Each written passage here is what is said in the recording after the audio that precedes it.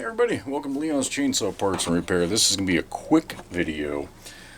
Robert sent me a carburetor. It's from a Husqvarna. I don't know what model of Husqvarna. It doesn't really matter. But he sent it to me because he had sent me a carb for a home light in the past, and I did it up. Worked great for him. So I opened this thing up. It's a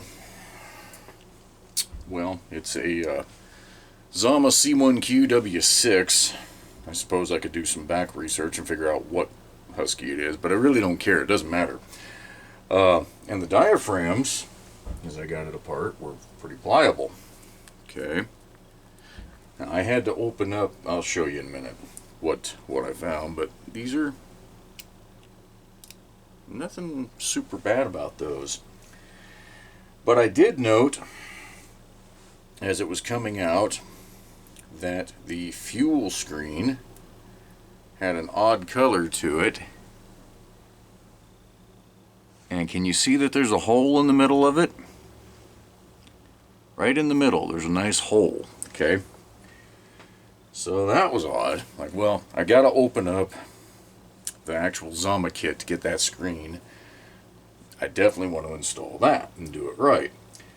But I'm going, God, there's got to be something else, because again, those diaphragms look good. So I went ahead and pulled the inlet needle and arm and all of that out, and I held the carb up to the light, and I couldn't see through this passage. Okay, I don't know if I'm aligning that well enough on camera that a little bit of light passes through there at some point in that little angle, but it should. Okay, when you've got your inlet needle on this side and all that, your fuel screen on the other side, when you take all that crap out, you got to be able to hold it up to a light and see straight through. And if you can't, you better do some investigating.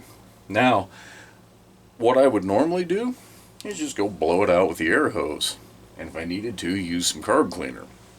This time around, I wanted to see what it was that was in there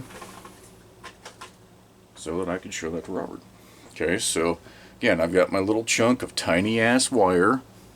Okay, tiny little strand of wire, and as deep as those wells were, it took me a couple of times. You know, those are pretty deep in there on both sides, so it took a couple shots before I, did the squinty-eyed, but when it came out, I saved what came out, and that's why we're on video.